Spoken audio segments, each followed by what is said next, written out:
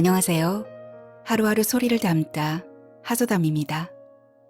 오늘의 소설은 제81회 한국소설 신인상을 수상한 이성보 작가님의 수치입니다.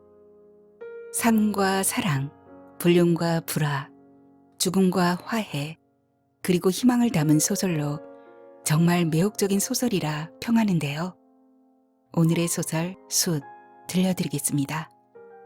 오늘도 하소담과 편안한 시간 되시기 바랍니다.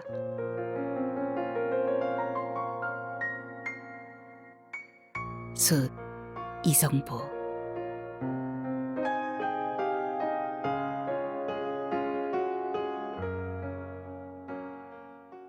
나무는 숫으로 환생한다. 잎새가 순식간에 재가 되어 사라지듯 나무도 숯가마에서 미련 없이 죽음을 맞이한다. 다시 태어나기 위하여 자신을 온통 불사르며 그 속에서 몇천 배로 강해진다. 홍보석처럼 눈부시게 타고 있는 나무들이 원두 커피를 볶는 듯 고소하고 상큼한 냄새를 쏟아낸다. 넉넉한 분홍빛 나무 속살이 숯가마에서 조용히 새까맣게 타들어가고 있다. 금풀은 이끼에 덮여서 10년에서 40년은 좋기 입산 수도라도 하고 온 듯이 보이는 나무들이었다. 어제까지만 해도 튼실한 가지와 장대한 기고를 가진 둥치들이 마당에 차곡차곡 쌓여 있었다. 이제는 오랜 시간 동안 뜨거운 가마에서 불꽃에 활활 타오르고 있다. 나는 타오르는 불길을 보면서 마음을 정화시킨다.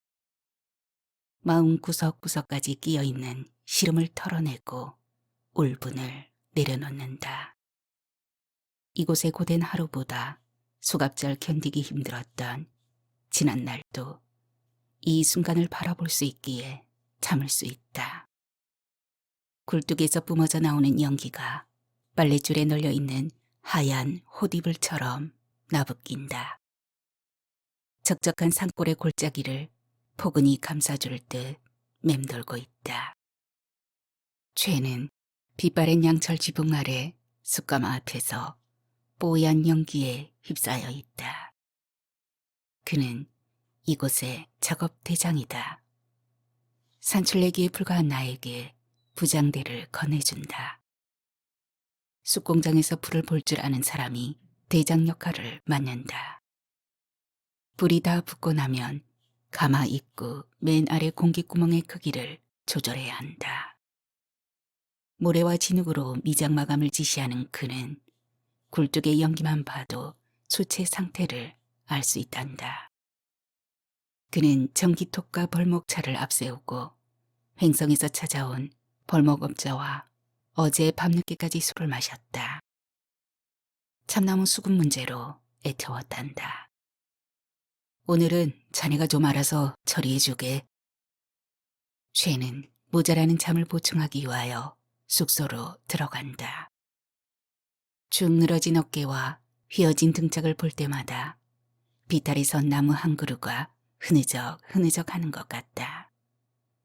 그의 뒷모습을 볼 때마다 어딘지 애달프게 보인다. 언제 한번 그와 소주라도 한 잔 나누고 싶다.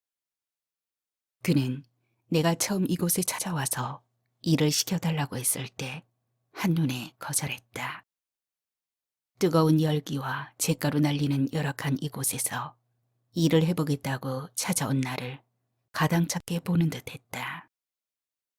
위소한 체구에 인상마저도 새님처럼 생겨먹은 나를 두고 눈조차 맞추지 않았다. 책상 물림이나 할 사람이 하필이면 이런 굳은 일이냐고 힐책이라도 할 듯했다. 일손을 구하기 힘든 이곳의 여건 때문에 부득불 일을 맡겨놓고도 그는 곱지 않은 시선으로 나를 불안하게 봤다. 당연히 이곳 생활이 처음에는 생각보다 훨씬 힘들었다. 졸음과 피로를 잊고 날이 밝고 저무는 줄도 모른 채 머리에 김이 펄펄 나도록 뛰어다녔다.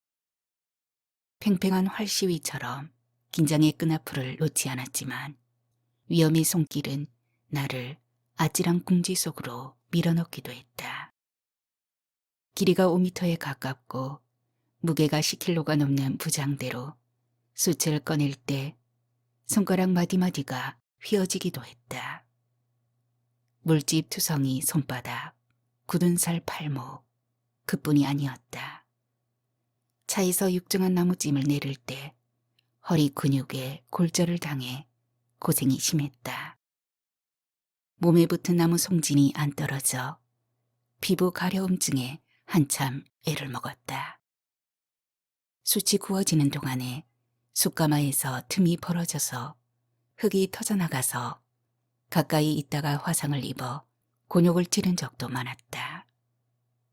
그러면서도 나는 이곳을 떠나야겠다는 생각을 가지 않았다.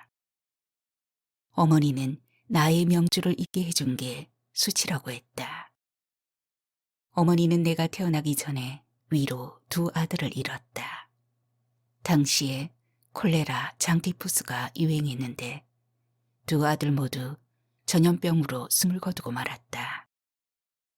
주위에선 아기를 낳은 이후에 산모와 아기의 건강을 지켜주는 금줄을 쳐놓지 않기 때문이라고 입방아를 찧어댔다. 어머니는 내가 태어난 날에 대문 앞에 금줄을 쳐놓으라고 아버지에게 신신당부했다. 아버지는 대문 앞에 고추와 숯을 매단 새끼줄을 걸어놓았다. 나는 건강하고 무사하게 자랐다. 어머니는 숯을 매단 금줄이 잔병과 악귀의 침범을 막아냈기 때문이라고 여겼다. 의술이 발달치 않았던 당시에 금줄은 아이를 낳았다는 표시였고 방역구역을 표시하는 것이었다. 어머니는 그 후로 나에게 숯을 가까이 하게 했다. 배가 아플 때, 특히 설사를 심하게 할 때 어머니는 숯가루를 갈아 놓은 물사발을 건네주며 훌훌 마시게 했다. 그럴 때면 아팠던 배가 감쪽같이 나았다. 어머니는 숯이 떨어지고 없을 때 부엌으로 가 아궁이 안에 달라붙어 있는 검댕이를 긁어서 나에게 먹였다. 숯보다 미세한 검댕이 성분이 몸 안에 들어가서 나쁜 병균을 흡착하는 역할을 하지 않았나 싶었다. 집안에 우물이 있었는데 불순물이 남아 물에 섞이는 탓에 인체에 나쁜 영향을 준다며 이장은 우물 폐쇄를 요구했다. 지금이라면 대장균 검출 운운하며 수질 부적합 판정을 받았을 우물이었다. 어머니는 이장의 뜻에 따르지 않고 우물을 싹 바꾸어 놓았다. 숯을 부대자루에 넣어 우물 바닥에 깔고 그 위에 자갈을 올려놓았다. 그리고 우물을 소재할 때마다 바닥에 깔린 숯을 수시로 갈아주었다. 우물에 숯을 갈아 놓으면 물맛이 한결 단 것을 어머니는 알고 있었다. 숯에 있는 많은 작은 구멍들이 불순물을 달라붙게 해서 우물의 물이 정수를 할 수 있었던 까닭이다. 정수기가 없던 당시에 숯이 정수기 역할을 했던 것을 어머니는 어떻게 알았는지 나는 신기하게 여겼다. 지금도 약수터에 가보면 샘물 안에 숯이 담긴 것을 볼 수 있다. 모르는 사람들은 그 약수를 마시는 것을 꺼리는데 숯이 샘물을 정화시키는 원리를 안다면 그만큼 달콤한 물맛이 없다. 숯의 효능이 신비한 줄을 나는 어릴 적부터 알 수 있었다. 불꽃은 타오르지만 어수선하지 않고 맹렬하지만 고요하다. 그 속에서 나무들은 일주일 동안 잠을 잔다. 그렇게 일주일을 태운 후 숯가마에서 숯을 꺼내는데 10시간이 걸린다. 숯먼지 섞인 땀방울이 나이 든 숯꾼들의 말라버린 얼굴 주름살을 소낙비 내린 진흙땅처럼 촉촉하게 적게 해준다. 수학의 기쁨은 그 흘린 땀의 보증수표다. 숯은 오랜 시간을 기다릴 줄 아는 자만이 갖는 인고의 결정체이다. 숙군들은 숯을 두드려보고 쇠소리가 난다며 흐뭇한 표정을 짓는다. 두드려서 쇠소리가 날 정도로 단단하면 좋은 숯이다. 노숙인으로 지냈든 쪽방 생활인으로 지냈든 숙군들의 어두웠던 과거도 이제는 불순물이 다 걸러진 숯처럼 오늘만을 신선하게 살 뿐이다. 사흘 정도 식히고 난 숯가마를 나는 말끔히 청소한다. 불을 뺀 다음 날의 가마를 꽃탕이라 한다. 찜질객들이 들이닥치기 전에 미리 준비해야 한다. 꽃탕의 찜질 자리를 준비할 때 엄청 뜨겁다. 나는 물에 젖은 작업복을 입고 꽃탕을 들락날락한다. 꽃탕이 발산해내는 열기에 작업복의 축축한 물기마저 다 말라버린다. 이른 아침부터 꽃탕을 찾는 찜질객들로 소란스러웠다. 이 까마득한 산간 벽지에 숯공장이 있는 게 알려지자마자 찜질객이 붐비기 시작했다. 숯가마를 체험하고 싶다는 사람들도 차츰 늘어났다. 나는 이곳이 사람들에게 알려지지 않고 적막할 때가 좋았다.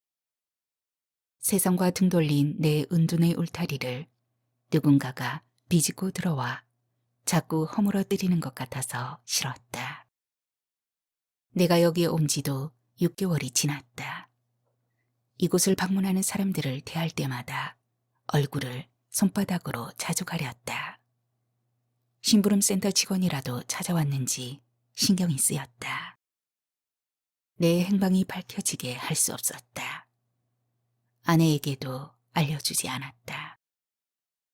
떠올리기 싫은 아내의 얼굴이 얼핏 어렸다. 상간벽지에 휴대폰이 잘 터지지 않지만 수시로 액정 화면을 열어봤다. 부재중 전화가 수차례 입력이 되어 있었다.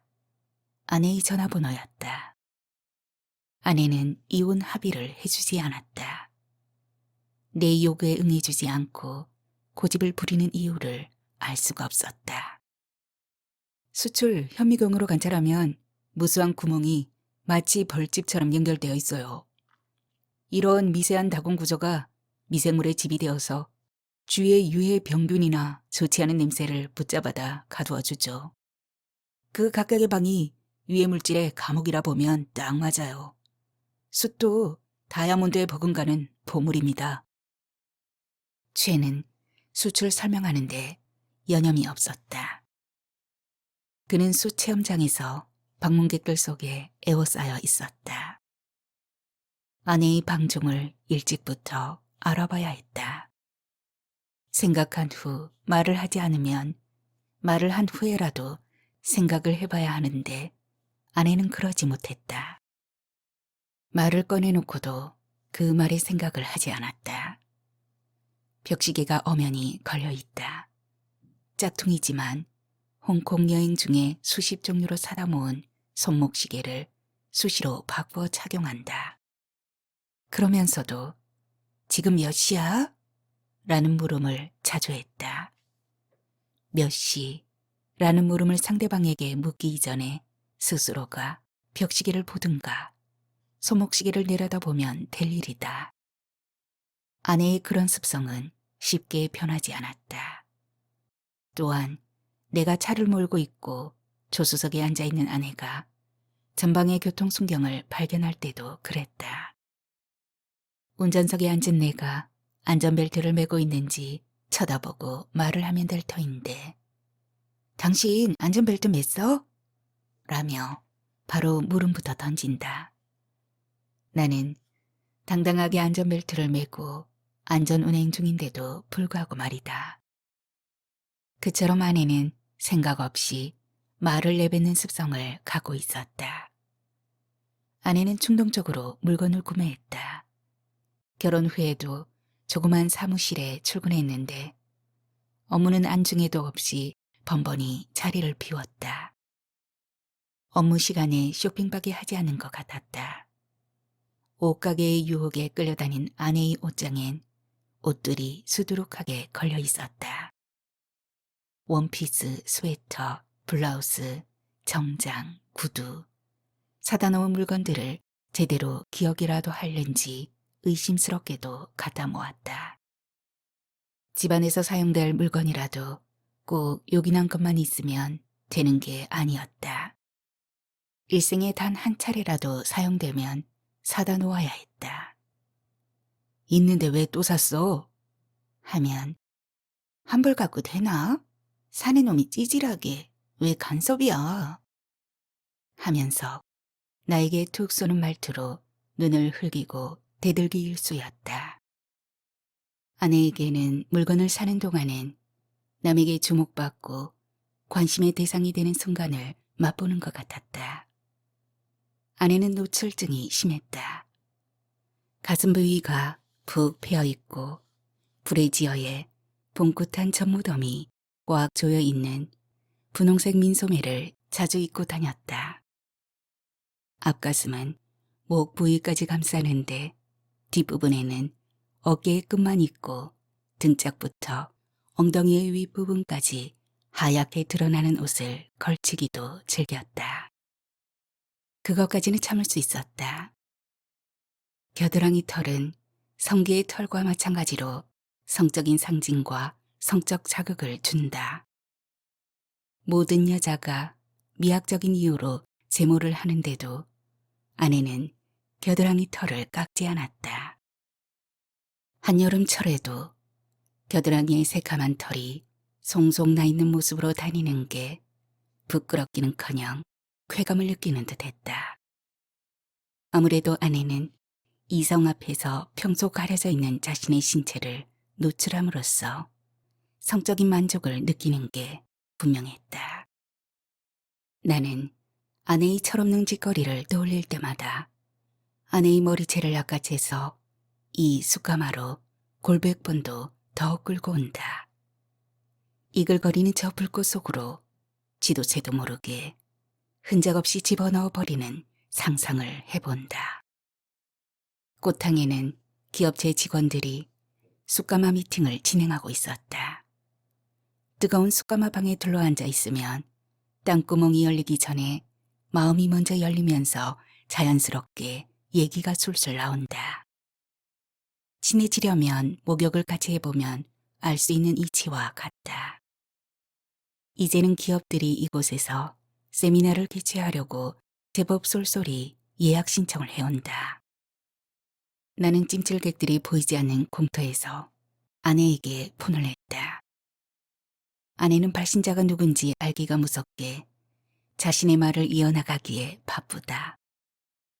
지금 누구를 만나서 어디에 가고 있다든가, 지금 집에서 뭘 하고 있다든가, 묻지도 않는 말을 먼저 내뱉어 버리는데 익숙하다. 아내에게 전화를 걸어보면 거짓말을 하는 것조차 단박에 알아차릴 수 있도록 본색이 드러난다. 상대방이 전화를 걸었으면 용건에 맞춰 대답을 해주면 될 텐데 금방 들통날 말도 먼저 떠벌려 버린다. 아니나 다를까 김 사장과 함께 설명회에 참석 중이라며 이편의 말을 듣지도 않고 자신의 용건만 말하기 바빴다. 김 사장이라면 현금 다단계 업체 사장인 셈이다. 아내는 아직도 현금 다단계에서 발을 빼지 못하고 있다. 나는 아내와의 통화가 끝나지 않았는데도 종료 버튼을 엄지손가락으로 꾹 눌러버렸다. 아내는 남편인 나를 업신여겼다. 그 업신여김은 내가 숯을 가까이 하는 데서 비롯되었다. 아내는 누구를 만나도 나에 관한 얘기를 곱게 하지 않았다. 우리 신랑은 숯검댕이 주제에 씻는 게 그리도 귀찮은가 봐. 그런 말을 자주 내까리고 다녔다. 숯이 내 손에 들려있던 걸 본 후에 남편이 그리도 추잡스럽게 보였던 것 같았다. 아내는 현금 다단계에 가담해서 막대한 피해를 봤다.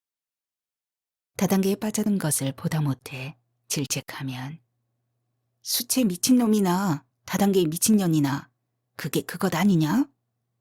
하고 아내는 도리어 나에게 핀잔을 줬다.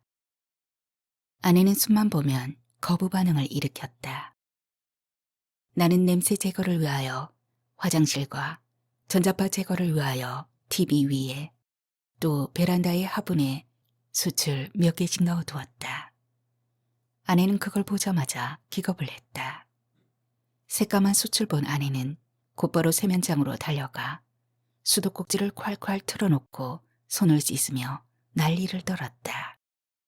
하필이면 숯이냐고 화를 냈다. 집안에 숯을 갖다 놓는 날부터 잠자리마저 거부했다. 나에게서 고약한 냄새가 난다며 온몸이 숯에 시커멓게 묻어있는 줄로 착각했다. 아내는 애를 갖지 못했다. 불임의 이유를 숯 때문이라며 얼토당토하는 핑계를 만들어냈다. 아내는 어릴 적 동네에 연탄 공장이 있었는데 거기서 매일 검게 날리는 연탄 가루 때문에 애를 태웠던 것 같았다. 그래서 숯가루를 연탄 가루로 오인했던지 숯이 주변의 청결을 갉아먹는 불가사리쯤으로 여기는 듯했다. 그런 아내가 남편이 숯 공장에서 일하는 것을 알게 되면 어떤 행동을 취할까? 당장에 달려와서 이혼 합의를 해주지 않을까 생각해 본다. 죄는 사장의 연락을 받고 나서 얼굴이 무겁게 보였다.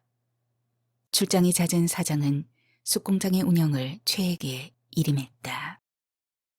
최는 공장 운영을 별 차질 없이 꾸려나가고 있었다. 사장은 전국 각지에서 숯 주문이 빗발치고 있으니 내일부터 빈 숯가마 모두를 가동하라고 요청했다. 숯베개, 숯방석, 숯 침대 등을 취급하는 침구업체와 몇 년치 물량의 숯을 싹쓸이해 가겠다는 계약을 이미 끝냈다고 했다. 어쨌든 즐거운 일이었다. 숯꾼들은 별도 수당이라도 한 푼 손에 움켜볼 기회가 왔다며 잿가루 휘날리도록 발걸음이 더 경쾌하게 움직일 것이다. 그런데 최는 정반대였다. 아마도 그는 여태껏 한 차례도 가동하지 않은 메인 끝에 있는 숯가마 때문인 듯했다. 주문 물량이 넘쳐 숯가마가 부족해도 그는 결단코 끝에 있는 숯가마의 가동을 못하게 했다. 끝에 있는 가마에다 불을 탱길 채비를 하면 그는 버럭 화를 냈다. 끝가마에 손대는 사람은 불타는 숯가마 속에 쳐넣어 버리겠다며 우리를 향해 엄포를 놓은 적이 있었다. 그때 그의 눈에 흰 자질이 번들거렸다. 나뿐 아니라 숯꾼들 모두 그의 행동을 이해하지 못했기에 아예 끝에 있는 숯가마에는 얼씬거리지도 않았다.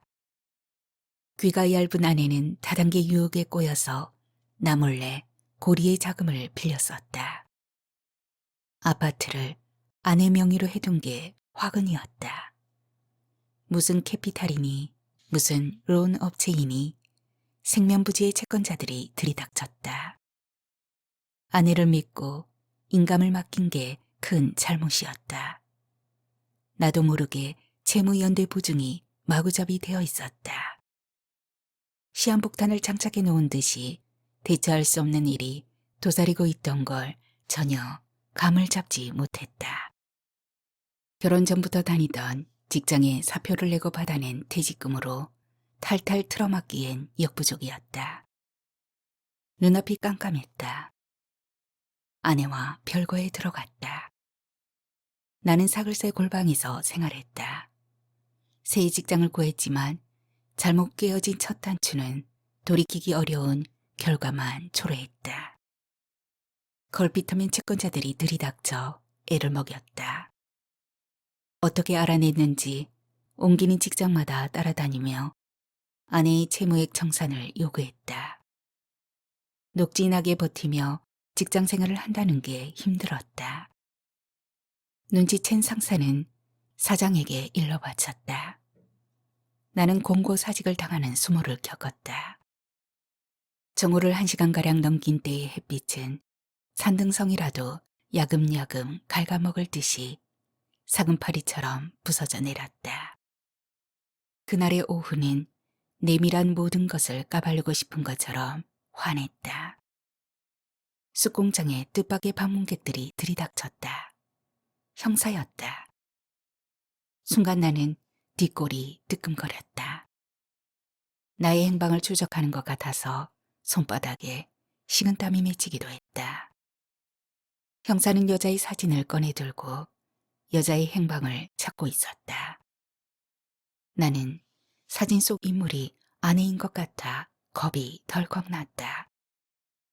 숙군 중 아무도 사진 속 여자를 본 적 없다며 머리를 살래살래 내저었다. 다행히 아내가 아니라서 나는 한숨을 크게 몰아쉬었다. 형사는 행방불명된 여자의 휴대폰 위치 추적이 이 부근으로 나타났다고 했다. 행방을 알게 되면 즉시 인근 경찰서에 연락을 취해달라는 부탁을 하고 형사는 돌아갔다. 죄가 나를 불렀다. 그는 형사가 찾아왔을 때 어디에 가 있었는지 종족조차 묘연했다. 형사가 떠나간 이후에 갑자기 나를 찾고 있었다. 좀채 나를 찾는 일이 없을 텐데 왜 부르는지 짐작해 봤다. 공장에 외부 방문객도 잦고 형사도 찾아오고 뭔가가 번잡해지니까 업무에 방해가 되는 요소를 미리 차단하기 위함인 듯 했다. 그래서 복잡한 일이 있을 것 같은 나를 미리 눈치채고 번잡스럽게 하지 말라는 당부를 해주려고 불렀을 것 같았다. 작업이 개시되는 저물역에서 앞 2시간은 휴식데이다. 숙군들이 새참을 즐기는 시간이기도 하다. 나는 여태껏 여기 와서 누구와도 깊은 대화를 나눈 적이 없었다. 일이 없을 때는 숙소에 틀어박혀 바깥 출입을 삼갔다. 항상 무표정하고 암울한 나에게 말을 걸어오는 자도 없었다. 죄가 기거하는 방문을 열었다. 방 안에는 빈 소주병이 놓여 있었다. 통풍이 잘 되지 않게 창문을 꽉 닫아놓고 꽤 번뇌에 잠겨 있었던 것 같았다. 벽에는 목탄화가 한 점 걸려 있었다. 그의 저화상으로 보였다. 누군가가 그리움에 수덩이가 된 가슴으로 목탄화를 그려놓은 듯 했다. 흑백의 메시지는 한 폭의 그림의 깊은 슬픔을 잘 전달한다. 슬픔보다 더 쓰라린 그리움이 덕지덕지 어두운 톤으로 묻어나오는 저 그림을 그는 누구에게서 받았을까? 죄는 내가 그의 방에 들어오자마자 선뜻 종이컵을 건네며 소주를 가득 채웠다. 언제 한번 그와 함께 술잔을 나누고 싶었는데 도리어 잘 됐다는 생각이 들었다.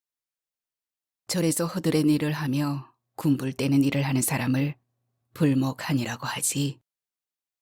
죄는 뜬금없이 불목한이에 관한 얘기를 꺼냈다. 그는 숯공장에 오기 전에 절에서 불목한이로 지냈다. 그는 중동의 사막에 기술자로 가서 꼭 10년을 채우고 귀국했다. 고국에 돌아와 새 출발을 하려는 희망에 잔뜩 부풀어 있었다. 바로 그것은 파도에 쉽게 휩쓸려 버리는 무리성을 쌓는 꼴이었다. 그의 아내는 남편이 피 흘리듯 버린 돈을 고스란히 쌓아안고 자취를 감추고 말았다. 어린 피부치마저 며칠만 봐달라며 거짓말을 해서 시부모한테 내팽개쳤다. 그는 불덩이 같은 화를 내면서 얘기를 계속했다. 그 순간 나는 파들파들 손발이 떨리고 이를 빠드득 갈면서 눈에 뵈는 게 아무것도 없었어. 아내를 붙잡아서 맷돌에 갈아먹어도 시원찮은 기분이었지. 아내를 잡으러 전국의 무인도까지 훑고 다녔지만 헛일이었어. 그렇게 매일 수에 절여서 헛개비처럼 지내기를 반복하다가 나는 중심을 잡아야만 했지. 세상이 싫었어. 단칼에 물을 자르듯 모든 인연을 끊고 싶었어. 나는 깊은 산중에 있는 절에 찾아가서 스님이 되기를 작정했어. 하지만 기후를 청정히 하는 스님이 되기엔 왠지 자신이 없었어. 그래서 선택한 일이 불목한이었어.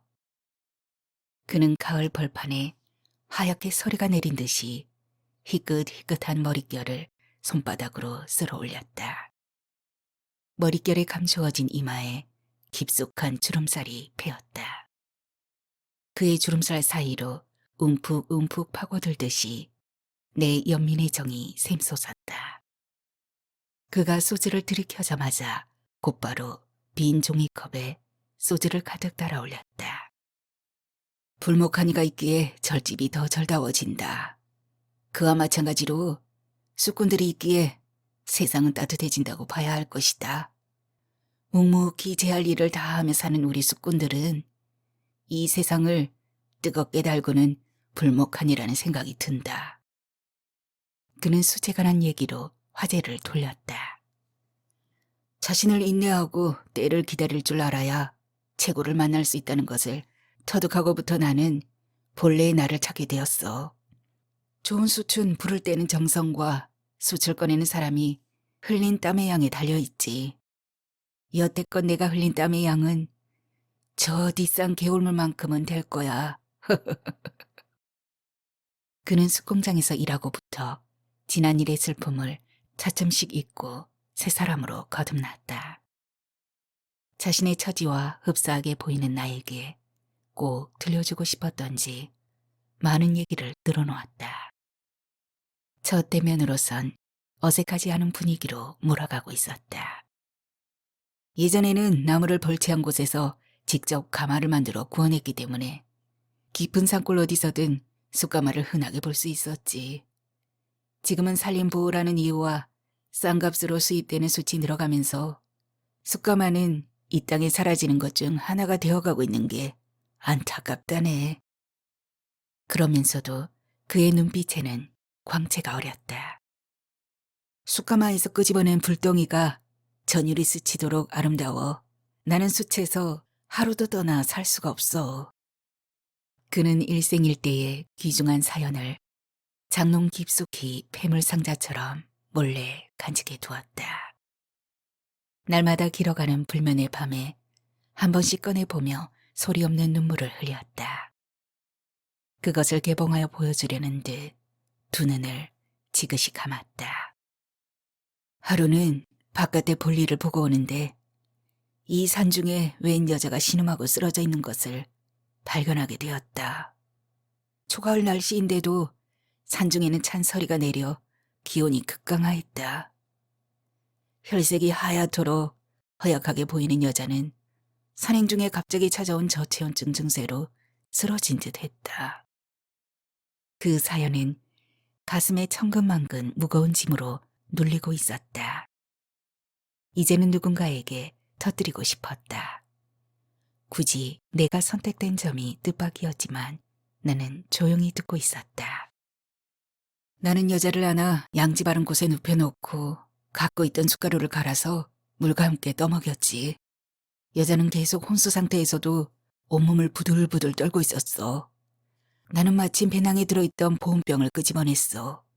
그 속에 가득 담겨있던 뜨거운 물을 수건에 뿌려서 여자의 몸에 문질러주고 비벼주는 작업을 한참 동안 쉬지 않고 했다. 그의 비밀스러운 얘기를 생생히 뇌 귀에 담아주게 해주려는지 바깥에는 모든 정적조차 멈춰선 듯 더욱 숙연하게 느껴졌다. 주변을 둘러보니 인적이 드문 산중에는 죽음 같은 침묵뿐이었어. 나는 여자가 깨어나기를 학수고대하며 기다렸지. 얼마의 시간이 지났을 때 여자는 깨어나기 시작했어. 여자가 깨어나는 순간 나는 이상 여릇한 감정이 뜨겁게 불타오르고 말았어. 울울 창창하게 들어선 키 큰 나무들이 갈바람에 흔들리는 소리가 꼭 사랑을 갈구하는 여자의 소구름처럼 들려왔다고나 할까? 여자의 도톰한 입술과 풍만한 앞가슴을 바라보고 나는 자제력을 잃고 말았지. 원색의 본능은 마른 장작에 성냥을 그어버린 듯 금방 불타오르고 있었어. 여자도 나를 순순히 맞아들일 마음인 듯 아무런 거부 반응이 없이 반드시 누워 있었지. 두 사람의 격한 감정은 요란한 산사태라도 날 듯이 몸을 뒤섞고 말았어. 그는 거침없이 그날의 상황을 드러내고 있었다. 나는 그의 얘기 속에 솔깃하게 빨려들고 있었다. 깨어난 여자는 나를 생명의 은인으로 대하며 따랐어. 나중에 알게 되었지만 여자는 간 기능도 좋지 않고 당뇨도 심하고 혈압도 높고 빈혈에다 폐, 대장, 어느 한 군데 멀쩡한 곳이 없었다. 여자는 내가 갖다 준 쑥가루를 부지런히 복용했지. 놀랍게도 건강이 호전되어 갔어. 수채 효능을 알게 된 여자는 수채에 관한 관심을 기울이기 시작했어. 목터나에 심취하여 나에게 수차례 자화상을 보내왔지. 온 방을 수채로 장식하고 그것도 모자라 숯공장에서 일을 시켜달라고 졸라대기도 했지. 나는 거절을 했지만 여자와의 만남은 계속 이어졌어. 나는 여자와 깊은 사랑에 빠져들었지. 목터나로 그려진 최의 자화상은 여자가 보내준 것이었다. 숯을 추모하다시피 하는 아내와 달리 숯을 흠모하는 여자를 사랑한 그가 부러웠다. 다음 얘기가 궁금했다. 그 후 여자와 하루도 만나지 않으면 밤잠을 설칠 정도가 되었어. 나와 여자는 비극의 성곽을 쌓고 있었지. 여자의 남편은 호락호락한 사람이 아니었어. 잦은 외출을 의심하던 남편이 여자를 심하게 학대하기 시작했어. 여자는 나를 찾아와서 함께 멀리 떠나자며 종용했어. 나는 거절했지. 수십 번도 더 함께 멀리 떠나자며 사정을 했지만 나는 번번이 여자의 요청을 들어줄 수 없었어. 그는 눈알의 얇은 살갗에 어두운 그늘이 서렸다. 어느 날 나에게 마지막 부탁이라며 한마디를 남겼어. 자신이 죽으면 아무도 몰래 숯가마에 태워달라며. 여자가 그 말을 했을 때 그 순간이 마지막이 될 줄을 미련한 나로서는 왜 간파할 줄 몰랐을까. 남몰래 흘린 눈물이 응고되어 한겨울날 바위 벼랑에 굳어진 얼음덩이처럼 그는 쓰린 가슴을 타다 걸고 지내왔으리라. 그는 울먹이면서 계속 말을 이었다. 산중에 까마귀 떼라도 몰려올 듯이 낌새가 이상한 날이 있었어. 나는 혹시나 하는 심정으로 뒷산에 올라가 봤어. 세상에, 놀랍게도 이런 일이 벌어질 줄이야. 여자가 소나무에 목을 메고 숨져 있었다. 아찔한 현기증을 꼭 견디며 가까스로 몸을 가누자마자 강한 죄책감이 바위처럼 내 가슴을 짓눌러 왔어. 무릎을 꿇고 양주먹으로 땅바닥을 내리치며 울부짖어 본들 무슨 소용이 있겠어. 실성한 듯이 여자 앞에 한참 동안 자빠져 있었지. 나는 이성을 찾고 경찰에 연락하려다가 이내 단념하고 말았어. 여자를 산속에 묻어줄까 망설이길 거듭했지. 일순 여자의 말이 생각났어. 죽으면 숯가마에 태워달라는 말이 떠올랐지. 그는 쉬지 않고 말을 이어가다가 마지못한 말을 한 양 말문을 닫았다. 쉬지 않고 방영되던 TV 화면이 갑자기 정전되어 꺼져버린 듯 그는 밑도 끝도 없이 이야기를 중단하고 말았다. 그는 잔이 비어있는 것을 알면서도 빈잔을 들이키며 잠시 주춤했다. 작업 시간이 다 되었다며 나에게 눈짓을 보냈다. 그리고 자리를 박차고 일어났다. 나 역시 작업 준비를 해야 하므로 그의 이야기를 듣는 것도 다음 기회로 미루어야 했다. 그날 나는 일손이 잡히지 않았다. 작업 중에 생전 이런 일이 없었는데 그날에는 예외였다. 숯가마 앞에서 곰곰이 최의 이야기를 반추해봤다. 그의 다음 행적이 궁금했다. 그는 여자의 시신을 경찰에 신고도 하지 않고 땅에 묻지도 않았다. 여자의 시신을 어떻게 처리했을까? 의문에 잠긴 사이 누군가가 내 이름을 불렀다. 뒤돌아보니 시동을 꺼놓지 않은 오토바이의 머플러가 풀풀 매연을 토해내고 있었다. 안전모를 벗어든 우편 지배원이 오토바이에서 내리며 나를 찾았다. 등기 우편물이 나에게 건네졌다. 나에게 올 우편물이 없을 텐데 나는 머리를 갸우뚱하면서 발신처를 확인했다. 법원에서 보낸 우편물이었다. 지배원은 수신자 확인 서명을 받자마자 시동을 꺼놓지 않은 오토바이에 올라타고 재빨리 돌아갔다. 잿가루가 낀 소독 끝으로 뜯다 보니 봉투에 까맣게 얼룩이 져버렸다. 아내가 보낸 이혼 소송장이었다. 손에 묻은 숟가루 때문에 내용물도 범벅이 되어버렸다. 큰 결단을 내린 아내의 서류에 또 숟가루가 묻다니 나는 피식 웃음이 솟구쳤다. 수채 그토록 거부 반응을 일으키던 아내가 수채 영역에서 못 벗어나고 있는 게 우습게 보였다. 어쨌든 바라고 있던 일이었다. 고마움의 표시로 나는 서류에 묻은 숟가루를 훌훌 털어주었다. 이혼 소장은 그렇다 손치더라도 아내는 내가 여기에 있는 것을 어떻게 알았는지 묘한 노릇이었다. 며칠 전 휴대폰으로 잠시 통화했던 게 위치 추적에 단서 제공이 되었던 걸까?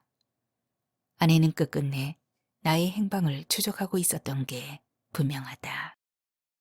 내가 직장을 옮길 때마다 채권자들에게 알려준 것도 아내였다. 아내는 가정을 등지고 달아난 죄목으로 위자료를 배상하라는 소장을 보냈다. 나는 기가 찼다. 그렇다면 아내는 나에게 빚을 고스란히 떠안게 하려고 합의 이혼을 해주지 않았다.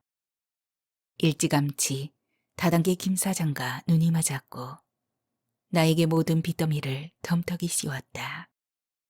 아내가 치밀하게 꾸민 흉계에 열이 끓어올랐다. 괘씸하기 짝이 없었다. 독사 같은 년이었다. 당장 끌고 와서 갈기갈기로 토막내어 섭씨 천도의 쑥가마 속에 집어넣어 버리면 아무도 알 수가 없다. 분통을 삼키는 사이 최의 그 다음 행적이 불길처럼 떠올랐다. 그는 분명히 여자의 시신을 데리고 왔다. 물론 아무도 몰래 강행하였다. 여자의 시신을 처리했다. 아니, 여자의 마지막 부탁을 들어주었다. 메인 끝에서 연기를 뿜지 못하는 숯가마.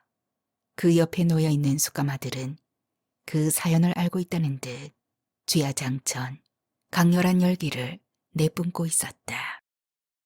경찰차 사이렌 소리가 요란하게 울려왔다. 흙먼지를 날리며 경찰차가 쑥공장으로 달려오는 게 보였다. 혐의 사실에 대한 정황이 포착된 걸까? 채의 그 행위가 시신 훼손 혐의에 해당하는지 시신 유기 행위가 성립되는지 난 모르겠다. 그 순간 채는 그 소리를 듣는 둥 마는 둥 묵묵히 숯가마 앞에 서 있었다. 굴뚝의 연기가 청명한 하늘 너머로 퍼져나가는 것을 올려다보고 있었다. 그는 수치로 환생하는 여자를 기다리고 있었다. 다시 태어나고 싶었다. 오래인 인고를 겪은 수처럼 다시 태어나고 싶었다. 더 강해지고 싶었다.